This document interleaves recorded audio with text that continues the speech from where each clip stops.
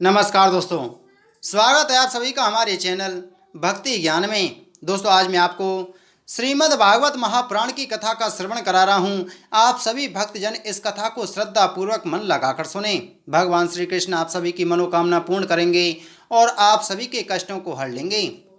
राजा परीक्षित ने पूछा, मुने महाराज प्रियव्रत तो बड़े भगवत भक्त और आत्मा राम थे, उनकी गृहस्थ आश्रम में कैसे रुचि हुई जिसमें फंसने के कारण मनुष्य को अपने स्वरूप की विस्मृति होती है और वह कर्म बंधन में बंध जाता है। प्रियवर, निश्चय ही ऐसे निसंग महापुरुषों का इस प्रकार गृहस्थाश्रम में अभिनिवेश होना उचित नहीं है। इसमें किसी प्रकार का संदेह नहीं कि जितना चित्त पुण्य कीर्ति श्रीहरि के चरणों की शीतल छाया का आश्रय लेकर शांत हो गया है, उन महापुरुषों की कुटुंबादियों में कभी आसक्ति नहीं हो सकती। ब्राह्मण, मुझे इस बात का बड़ा संदेह है कि महाराज प्रियव्रत ने स्त्री, घर और पुत्र आदि में आसक्त रहकर भी किस प्रकार सिद्धि प्राप्त कर ली और क्यों कर उनकी भगवान श्री कृष्ण में अविचल भक्ति हुई। श्री सुखदेव जी ने कहा, राजन, तुम्हारा कथन बहुत ही ठीक है।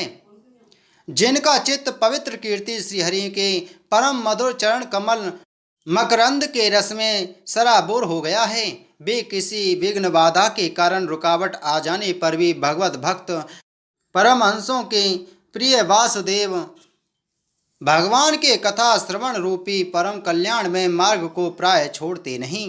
राजन, राजकुमार प्रियव्रत बड़े भगवत भक्त थे। श्री नारद जी के चरणों की सेवा करने से उन्हें सहज में ही परमार्थ तत्व का बोध हो गया था। वे ब्रह्म शस्त्र की दीक्षा निरंतर ब्रह्माभ्यास से जीवन बिताने का नियम लेने वाले ही थे कि उसी समय उनके पिता स्वयंभुव मनु ने उन्हें पृथ्वी पालने के लिए शास्त्र में बताए हुए सभी श्रेष्ठ गुणों से पूर्णतया संपन्न देख राज्य शासन के लिए आज्ञा दी। किंतु प्रियव्रत अखंड समाधि योग के द्वारा अपनी सारी इंद्रियों और क्रियाओं को भगवान वासुदेव के चरणों में ही समर्पण कर चुके थे। अतः पिता की आज्ञा किसी प्रकार उल्लंघन करने योग्य न होने पर भी यह सोचकर कि राज्य अधिकार पाकर मेरा आत्मस्वरूप स्त्री पुत्रादि असत प्रपंच से आच्छादित हो जाएगा, राज और कुटुंब की चिंता में फंसकर मैं परमार्थ तत्व को प्राय भूल जाऊंगा, उन्होंने उसे स्वीकार न किया। आदिदेव स्वयंभू भगवान ब्रह्मा जी को निरंतर इस गुण में प्रपंच की बुद्धि का ही विचार रहता है। वे सारे संसार के जीवों का अभिप्राय जानते रहते हैं। जब उन्होंने प्रियव्रत की ऐसी प्रवृत्ति देखी तब वे मूर्तिमान चारों वेद और मरीचि आदि पार्षदों को साथ लिए अपने लोक से उतरे। आकाश में जहाँ तहाँ विमानों पर चढ़े हुए इंद्रादि प्रधान देवताओं ने उनका पूजन किया तथा मार्ग में टोलियां बांधकर आए हुए सिद्ध गंधर्व साध्य चारण और मुनिजनों ने सवन किया। इस प्रकार जगह जगह आदर सम्मान पाते हुए साक्षात नक्षत्रनाथ चंद्रमा के समान गंधमादन की घाटी को प्रकाशित करते हुए प्रियव्रत के पास पहुँचे। प्रियव्रत को आत्मविद्या का उपदेश देने के लिए वहाँ नारद जी भी आए हुए थे। ब्रह्मा जी के वहाँ पहुँचने पर उनके वाहन हंस को देखकर देवर्षि नारद जान गए कि हमारे पिता भगवान ब्रह्मा जी पधारे हैं। अतः वे स्वयंभू मनु और प्रियव्रत के सहित तुरंत खड़े हो गए और सबने उनको हाथ जोड़कर प्रणाम किया। परीक्षित, नारद जी ने उनकी अनेक प्रकार से पूजा की और सुमधुर वचनों में उनके गुण और अवतार की उत्कृष्टता का वर्णन किया। तब आदि पुरुष भगवान ब्रह्मा जी ने प्रियव्रत की ओर मंद मुस्कान युक्त दया दृष्टि से देखते हुए इस प्रकार कहा। श्री ब्रह्मा जी ने कहा, बेटा, मैं तुमसे सत्य सिद्धांत की बात कहता हूँ, ध्यान देकर सुनो। तुम्हें अपरमेय श्री हरि के प्रति किसी प्रकार की दोष दृष्टि नहीं रखनी चाहिए। तुम्हें क्या, हम महादेव जी, तुम्हारे पिता स्वयंभुव मनु और तुम्हारे गुरु ये महर्षि नारद भी विवश होकर उन्हीं की आज्ञा का पालन करते हैं। उनके विधान को कोई भी देहधारी ना तो तप विद्या योग बल या बुद्धि बल से, न अर्थ या धर्म की शक्ति से और न स्वयं या किसी दूसरे की सहायता से ही टाल सकता है। प्रियवर, उसी अव्यक्त ईश्वर के दिए हुए शरीर को सब जीव जन्म मरण शोक मोह भय और सुख दुख का भोग करने तथा कर्म करने के लिए सदा धारण करते हैं। बस जिस प्रकार रस्सी से नता हुआ पशु मनुष्यों का बोझ ढोता है, उसी प्रकार परमात्मा की वेदवाणी रूप बड़ी रस्सी में सर्वादि गुण सात्विक आदि कर्म और उनके ब्राह्मण आदि वाक्यों की मजबूत डोरी से जकड़े हुए हम सब लोग उन्हीं के इच्छानुसार कर्म में लगे रहते हैं और उसके द्वारा उनकी पूजा करते रहते हैं। हमारे गुण और कर्मों के अनुसार प्रभु ने हमें जिस योनि में डाल दिया है, उसी को स्वीकार करके वे जैसी व्यवस्था करते हैं, उसी के अनुसार हम सुख या दुख भोगते रहते हैं। हमें उनकी इच्छा का उसी प्रकार अनुसरण करना पड़ता है जैसे किसी अंधे को आंख वाले पुरुष का। मुक्त पुरुष भी प्रारब्ध का भोग करता हुआ भगवान की इच्छा के अनुसार अपने शरीर को धारण करता ही है। ठीक वैसे ही जैसे मनुष्य की निद्रा टूट जाने पर भी स्वप्न में अनुभव किए हुए पदार्थों का स्मरण होता है, इस अवस्था में भी उसको अभिमान नहीं होता और विषय वासना के जिन संस्कारों के कारण दूसरा जन्म होता है, उन्हें वह स्वीकार नहीं करता। जो पुरुष इंद्रियों के वशीभूत है, वह वन वन में विचरण करता रहे तो भी उसे जन्म मरण का भय बना ही रहता है, क्योंकि बिना जीते हुए मन और इंद्रिय रूपी उसके 6 शत्रु कभी उसका पीछा नहीं छोड़ते। जो बुद्धिमान पुरुष इंद्रियों को जीतकर अपनी आत्मा में ही रमन करता है, उसका गृहस्थाश्रम भी क्या बिगाड़ सकता है। जिसे इन 6 शत्रुओं को जीतने की इच्छा हो, वह पहले घर में रहकर ही उनका अत्यंत निरोध करते हुए उन्हें वश में करने का प्रयत्न करें। किले में सुरक्षित रहकर लड़ने वाला राजा अपने प्रबल शत्रुओं को भी जीत लेता है। फिर जब इन शत्रुओं का बल अत्यंत क्षीण हो जाए, तब विद्वान पुरुष इच्छानुसार विचर करता है। तुम यद्यपि श्री कमल नाव भगवान के चरण कमल की कली रूप किले के आश्रित रहकर इन 6 शत्रुओं को जीत चुके हो, तो भी पहले उन पुराण पुरुष के दिए हुए भोगों को भोगो। इसके बाद निसंग होकर अपने आत्म स्वरूप में स्थित हो जाना। श्री सुखदेव जी कहते हैं, जब त्रिलोकी के गुरु श्री ब्रह्मा जी ने इस प्रकार कहा, तो परम भागवत प्रिय व्रत ने छोटे होने के कारण नम्रता से सिर झुका लिया और जो आज्ञा ऐसा कहकर बड़े आदर पूर्वक उनका आदेश सिरोधार्य किया। तब स्वयंभुव मनु ने प्रसन्न होकर भगवान ब्रह्मा जी की विधिवत पूजा की। इसके पश्चात वे मन और वाणी के अविषय अपने आश्रय तथा सर्व व्यवहार अतीत पर ब्रह्म का चिंतन करते हुए अपने लोक को चले गए। इस समय प्रियव्रत और नारद जी सरल भाव से उनकी ओर देख रहे थे। मनु जी ने इस प्रकार ब्रह्मा जी की कृपा से अपना मनोरथ पूर्ण हो जाने पर देवर्षि नारद की आज्ञा से प्रियव्रत को संपूर्ण भूमंडल की रक्षा का भार सौंप दिया और स्वयं विषय रूपी विषैले जल से भरे हुए गृहस्थाश्रम रूपी दुस्तर जलाशय की भोगेच्छा से निवृत्त हो गए।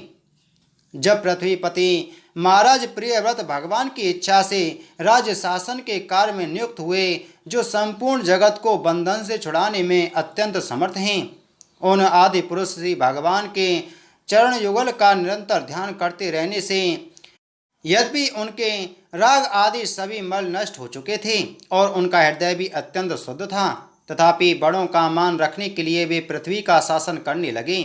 तदंतर उन्होंने प्रजापति वृषकर्मा जी की पुत्री ब्रह्मस्मति से विवाह किया। उससे उनके 10 पुत्र हुए। वे सब उन्हीं के समान शीलवान, गुणी, कर्मनिष्ठ, रूपवान और पराक्रमी थे। उनसे छोटी ऊर्जस्वती नाम की एक कन्या भी हुई। पुत्रों के नाम आग्रीद, इद्मजिव, यज्ञबाहु, महावीर, हिरण्यता, धृतपृष्ठ, सवन, मेधातिथि, बीतिहोत्र और कवि थे। ये सब नाम अग्नि के भी थे। इनमें कवि, महावीर और सवन ये 3 नैष्ठिक ब्रह्मचारी हुए। इन्होंने बाल्यावस्था से ही आत्मविद्या का अभ्यास करते हुए अंत में संन्यास आश्रम ही स्वीकार किया। इन निवृत्ति परायण महर्षियों ने संन्यास आश्रम में ही रहते हुए समस्त जीवों के अधिष्ठान और भवबंधन से डरे हुए लोगों को आश्रय देने वाले भगवान वासुदेव के परम सुंदर चरणारविंदों का निरंतर चिंतन किया। उससे प्राप्त हुए अखंड एवं श्रेष्ठ भक्ति योग से उनका अंतःकरण सर्वथा शुद्ध हो गया और उसमें श्री भगवान का आविर्भाव हुआ। तब देहादि उपाधि की निवृत्ति हो जाने से उनकी आत्मा की संपूर्ण जीवों के आत्मभूत प्रत्यज्ञ आत्मा में एक ही भाव से स्थित हो गईं। महाराज प्रियव्रत की दूसरी भार्या से उत्तम, तामस और रैवत ये 3 पुत्र उत्पन्न हुए जो अपने नाम वाले मनवंतरों के अधिपति हुए।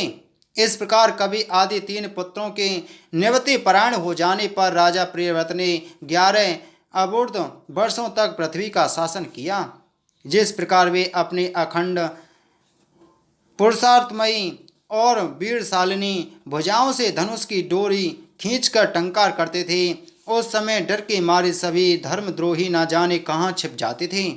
प्राण प्रिया वैष्मती के दिन दिन बढ़ने वाले आमोद प्रमोद और अभ्युत्थान आदि क्रीड़ाओं के कारण तथा उसके स्त्री जनोचित हाव भाव लज्जा से संकुचित मंदहास युक्त चितवन और मन को भाने वाले विनोद आदि से माँ मना प्रियव्रत विवेकहीन व्यक्ति की भांति आत्मविस्मृत से होकर सब भोगों को भोगने लगे, किंतु वास्तव में ये उनसे आसक्त नहीं थे।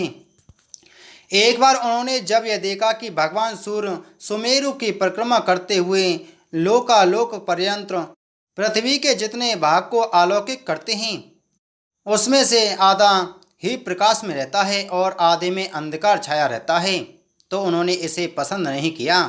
तब उन्होंने यह संकल्प लेकर कि मैं रात को भी दिन बना दूंगा, सूर्य के समान ही वेगवान एक ज्योतिर्मय रथ पर चढ़कर द्वितीय सूर्य की ही भांति उनके पीछे पीछे पृथ्वी की 7 परिक्रमा कर डाली। भगवान की उपासना से इनका अलौकिक प्रभाव बहुत बढ़ गया था। उस समय इनके रथ के पहियों से जो लीकें बनी वे ही 7 समुद्र हुए। उनसे पृथ्वी में 7 द्वीप हो गए। उनमें उनके नाम क्रमशः जम्मू, प्लक्ष, सालमली, कुश, क्रौच, शाक और पुष्कर द्वीप हैं।